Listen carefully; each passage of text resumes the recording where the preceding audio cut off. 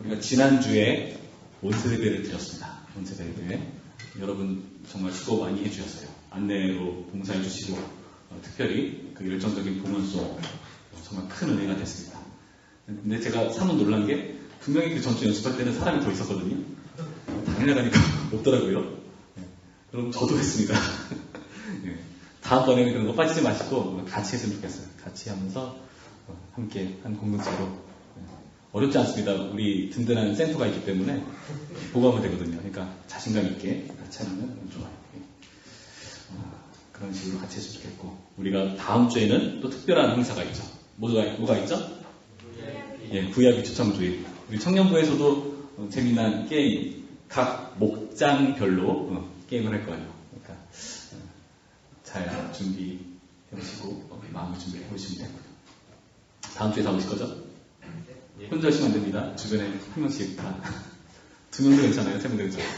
다 이렇게 데려오셔가지고 큰 은혜 나눴으면 좋겠고, 특별히 목장 식구 중에서 좀 소원했던 사람들, 그동안 계속 얼굴이 보이지 않았던 사람들 오랜만에 연락해가지고 보고 싶다, 생각나서 연락했다, 좀 그렇게 안부와 초청을 좀 건네셨으면 좋겠어요. 그래서 다음 주에는 따뜻하고 즐거운 시간 됐으면 좋겠습니다. 또 다음 주에 곧 다가오는 아주 큰 전국적인 큰일이 있죠. 수학 능력 시험. 그렇죠?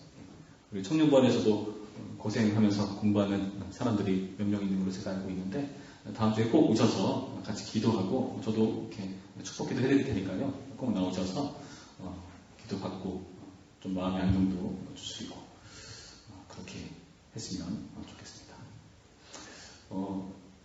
수능이 다가오기 때문에 수험생들 열심히 공부하고 있죠. 기도 열심히 하고 있나요? 기도도 열심히 하셔야 됩니다. 기도도 열심히 하셔야 됩니다. 여러분, 우리가 기도를 한다는 것, 이 기도가 주님께 들리고 주님께서 응답해 주신다는 확신, 여러분 갖고 계십니까? 작네요. 여러분, 기도하면 주님께서 응답해 주신다는 확신 갖고 계세요? 물론 내 기도대로 우리가 많이 쓸 때가 꽤 많아요. 우리가 하도 어처구니 없는 걸 하나님께서 돌려서 더 좋은 걸로 주시는 거죠. 주님께서 응답해 주시는 믿음이 있어야 되죠. 그렇죠? 그런데 여러분, 무엇을 근거로 여러분의 기도가 하나님께 응답된다고 생각하십니까? 자, 생각해 봅시다. 요즘 결혼이 점점 늦어지기 때문에 결혼을 늦게 하면 나중에 좀 민망해지는 상황이 있어요. 왜냐면은 한참 어울리는 친구들 많고 할 때는 결혼하면은 사람들이 바글바글 모여들잖아요. 근데 시기를 늦추면은 이게 친구들을 부르기 되게 애매해지는 나이대가 와요.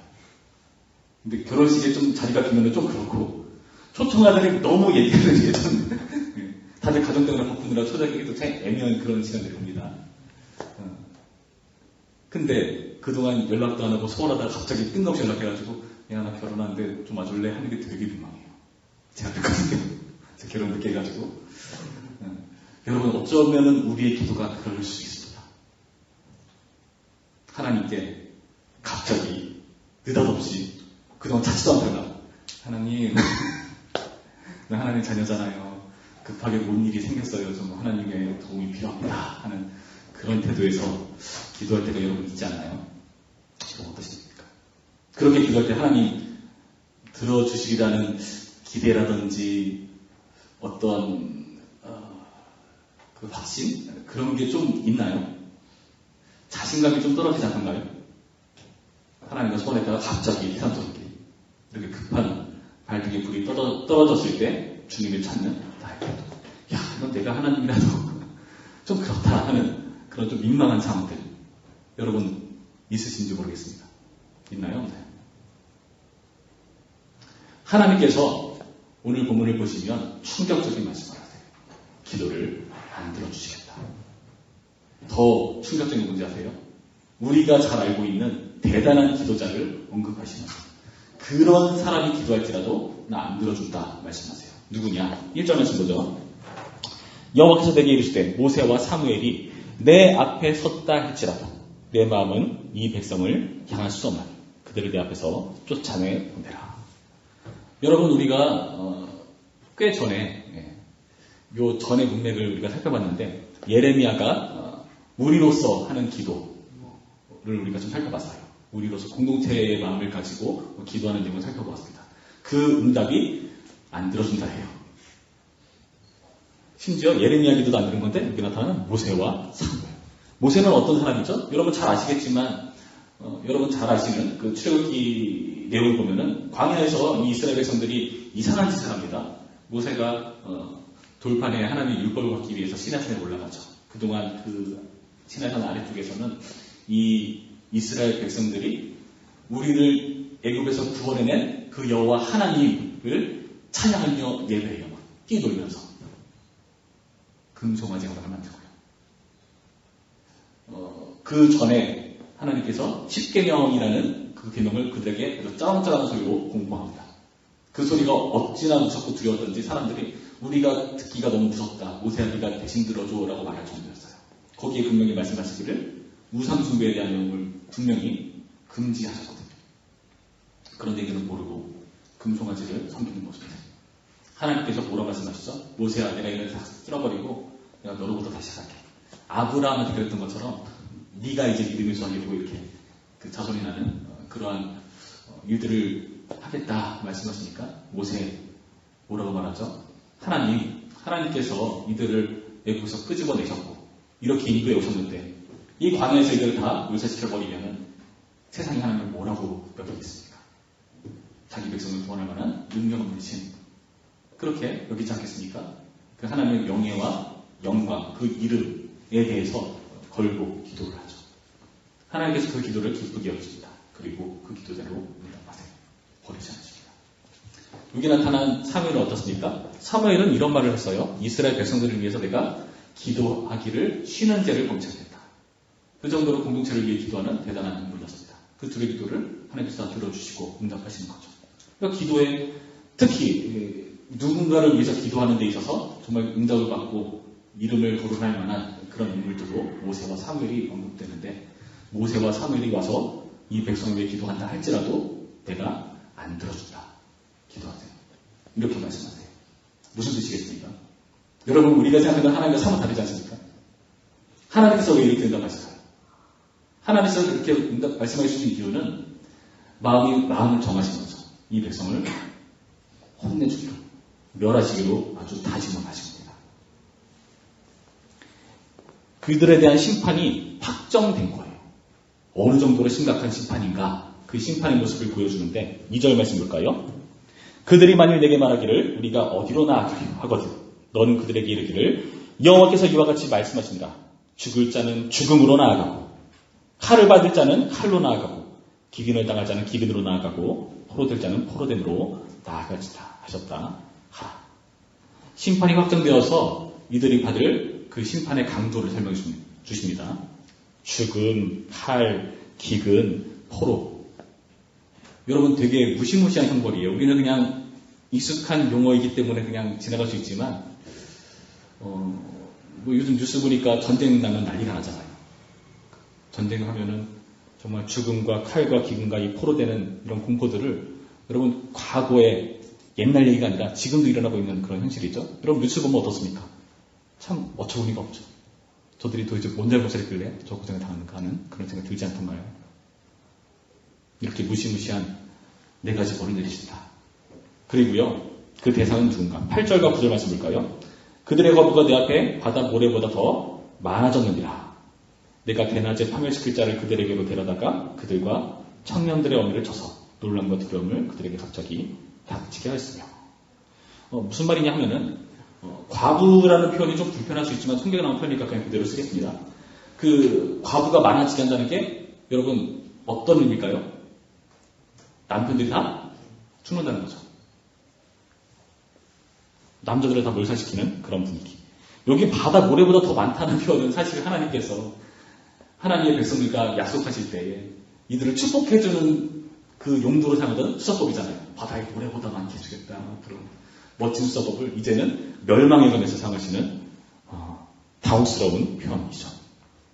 뿐만 아니라 뭐라 했죠? 9절 말씀 7을 낳은 여인에게는 취약하여 기절하게 되며 아직도 대낮에 그의 해가 떨어져서 그에게 수치와 근심을 당하게 하였다. 그 남은 자는 그들의 대적의 칼에 부치리라. 여호와의 말씀이라. 그러니까 여성들도 7에 낳은 여인이지만 그 당시 굉장히 축복받은 여인이에요.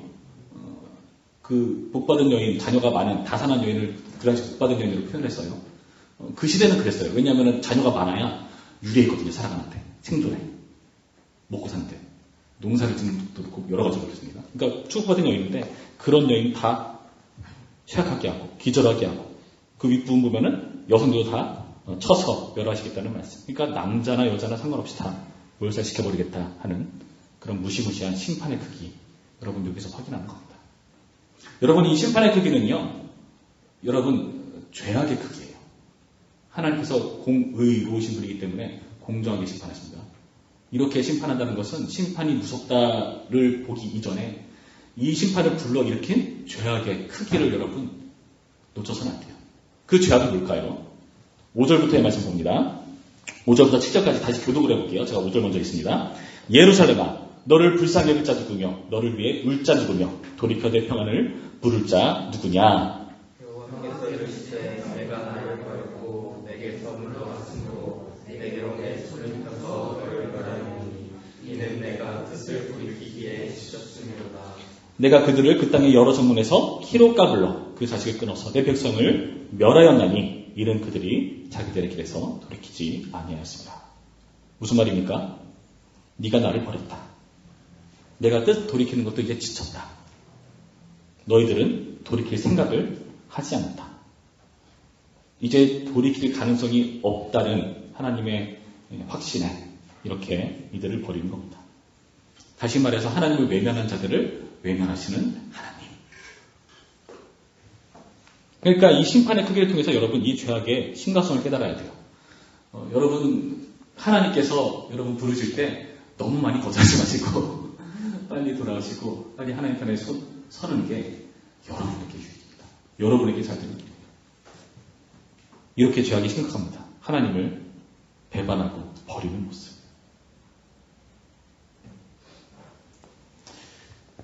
여러분 이 심판의 크기를 통해서 죄악의 심각성을 깨달으시기 바랍니다.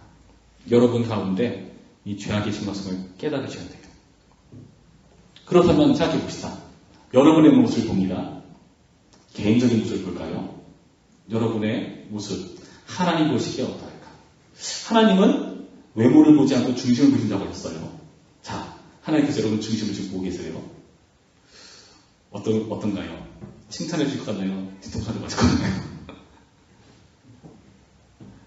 하나님께서 중심을 보셔요. 우리의 기도 응답하실까요? 안 하실까요? 우리의 모습을 본다면 뭐가 이뻐서 우리의 기도를 응답하시겠습니까? 솔직히 말해요. 여러분 스스로도 잘 알잖아요. 내가 그만한 존재가 못된다. 하나님께서 설만한 존재가 못된다. 그러면 기도를 하지 말아야 되는가? 아니요. 감사하게도요.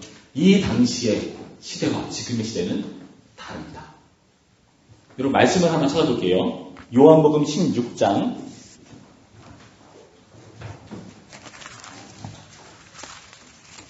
23절에서 24절까지의 말씀입니다.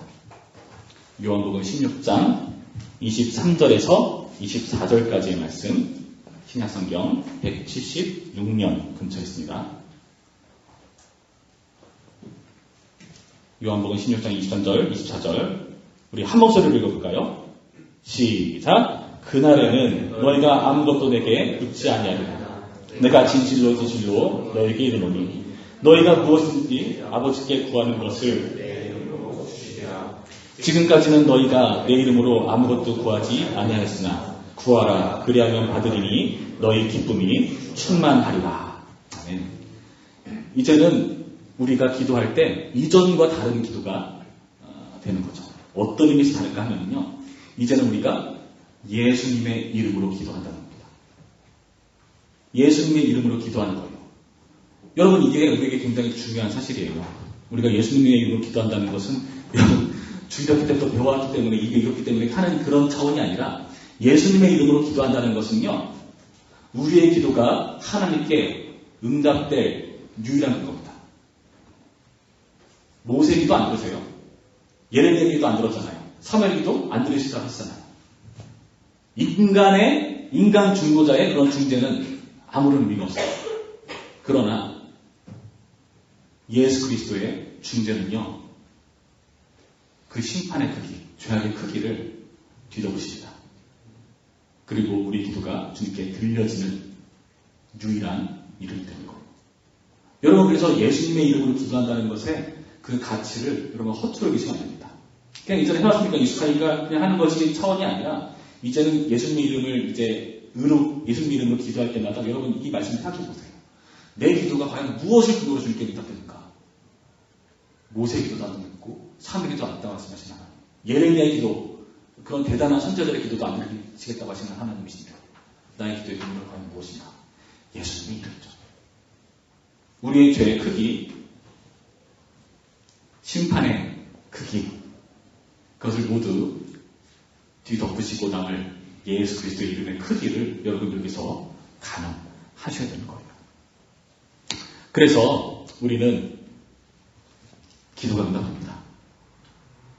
나 같은 사람의 기도 하나님 들어줄까? 내가 나를 봐도 내가 하나님만 나 같은 사람 기도 안 들어줄 것 같아. 그래도 괜찮습니다. 기도하세요. 왜요? 예수님의 이름으로 기도하잖아요. 이제는 여러분 기도하실 때 이 예수님의 이름의 그 가치를, 그 크기를 여러분 이해하시고 기도했으면 좋겠어요. 이전보다 기도의 그 감격이 달라지리라 생각합니다. 예수님께서 우리를 위해 죽으셨다며, 그리고 자기 이름으로 이제는 구하라고 말씀하시고 아들까지 주신 그분께서 온들 못 주시겠냐 말씀하신 그 하나님께서 여러분 정말 우리에게 그렇게 역사하시는 분이세요. 이 하나님께 나아가시는 길이 예수님으로 생겼다는 것입니다. 여러분 기도하시기 바랍니다. 지금 필요한 거 구하세요. 잘못 구하는 것 같은데요? 괜찮아요. 그거라도 구하세요. 잘못 구하는 것도 하나님께서 제대로 응답해 주시잖아요. 얼마나 감사합니다. 그리고 이 자리에 나만 참여할 것이 아니라 또 다른 누군가와 함께 하는 거죠. 제가 요즘 머릿속에 계속 구상하고 있는 게 내년 겨울 수련회 내용들을 좀 구상하고 있거든요. 아마도 주기도문과 관련된 내용을 하지 않을까 제가 예측을 해봐요. 그리고 특별히 좀 특강 같은 시간을 가져서 제가 진로에 대한 이야기, 그런 부분들을 좀 다루지 않을까 싶습니다. 주기도문으로 기도한다는 것, 예수님께서 기도를 가르쳐주십니다. 놀랍지 않습니까? 어떻게 기도하는지를 모르잖아요. 요한은 제자들한테 기도를 가르쳤는데 우리도 가르쳤어요. 기도는 이렇게 하는 거야. 봐봐. 하나님 계신 게 아버지 하면서 쭉 가르쳐주잖아요. 기도의 방법도 가르쳐주셨어. 기도가 하나님께 연락될 만한 그 이름을 우리에게 주셨어. 우리가 왜 기도를 못하겠습니까? 그리고 그 예수님의 이름이 굉장히 크잖아요. 그 십자가 중에 엄청난 대속의 은혜잖아요. 나 하나만 구원하는 그 차원이 아니라 온 인류를 구원하고 남을 그 이름의 크기잖아요. 그 일에 좀 함께 동참했으면 좋겠습니다. 기도하지 않으셨던 분들 기도하시기 바랍니다. 수능인데 그동안 수험생으로서 공부만 하고 기도 하나 하겠다? 지금 와서 하는 거 좀 뻘쭘한데 수능 다시 하는 거 좀 치사하지 않나? 그래도 기도하세요. 다음 주에 나오시길 바랍니다.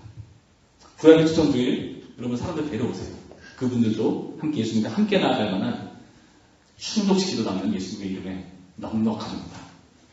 여러분 이것을 명심하셨으면 좋겠습니다. 그리고 정말 감사한 건 뭔지 아세요? 참 이 설교할 때 참 은혜롭게도 그 다음 주에 또 뭐가 있느냐. 축에 특별 새벽 기도회가 있어요. 정말 은혜롭지 않습니까? 네. 지난번에 제가 살짝 언지를 줬던 한 형제가 대상을 받았어요. 그래가지고 혹여나 너무 많이 오면 당황스러울까봐 아니 꼭 굳이 안 써도 된다. 근데 기업은 자기가 쏘겠다고. 그래서 제가 첫날에 솔지, 둘째 날에 솔지, 셋째 날에 넷째 날에 이렇게 여러 날이 있잖아요. 근데 어느 날 쏜다고 정하지 마라 하려고요. 랜덤으로 해라. 여러분 모두 얻어먹는 그날이 그네가 있기를 바랍니다. 우리 기도합시다. 그 기도함으로써 예수님의 이름으로 기도함으로써 그 은혜를 우리가 누렸으면 좋겠습니다. 여러분 솔직히 따져봅시다. 여러분 사람은 누구나 상대방 말 듣는 거 좋아하는 것보다 내 말하는 거 좋아하잖아요. 그렇죠? 어디 갔을 때 내 말만 1시간 해보세요. 누가 들어주겠습니까? 저도 목사지만은 같이 상담하다 보면은 어느 순간 저도 머리가 멍해지면서 빈투기가 나갈 때가 가끔 있긴 해요. 그렇게 힘들게 듣는 건데. 특히 어르신들 신방하면 어르신들은 이렇게 발음이 어눌하거든요. 정말 집중해서 들어야 되거든요. 그거 정말 힘든 일이거든요. 여러분 어디 가서 누가 내가 말하는 것을 하나도 빼뜨리지 않고 다 꼼꼼하게 들어주겠습니까? 하나님만이 그렇게 하세요. 예수님만이 그렇게 하세요. 여러분 그러면 기도가 얼마나 좋은 건지 여러분 한번 생각해 보셔야 됩니다. 그리고 내가 잘못 구한 것도 제대로 답해준다? 진짜 좋은 거죠. 물론 그 당시에는 하나님 난 이게 훨씬 좋은 것 같은데요 그럴 수 있으나 아니에요. 그렇지 않아요. 이 기도에 여러분 그리고 여러분의 VIP들 그리고 축계 특별새벽 기도회 수험생들 모두 동참하셔서 이 예수님의 이름에 넉넉한 은혜를 우리 모두 뺏기지 않고 차지하는 오늘의 말씀이기를 주님의 이름으로 축원합니다. 기도하겠습니다. 참 좋으신 하나님, 이처럼 우리를 사랑하셔서 주님을 예배할 수 있게 하시고 무엇보다 예수님의 이름으로 기도할 수 있는 놀라운 권세를 부여하시니 감사드립니다. 우리가 우리 스스로의 모습을 보면 우리의 기도가 응답될 만한 하등의 이유가 없습니다. 그러나 우리가 기도하는 오직 한 가지 이유는 예수님의 이름에 그 넉넉한 은혜를 알기 때문입니다. 이 은혜에 나와 내가 사랑하는 소중한 사람들 그리고 우리 모든 우리 청년부 공동체 동참하여서 그 은혜를 누리고 기뻐하는 우리 모든 주님의 성도 될 수 있도록 도우시고 인도하여 주시옵소서. 예수님의 이름으로 기도했습니다. 아멘.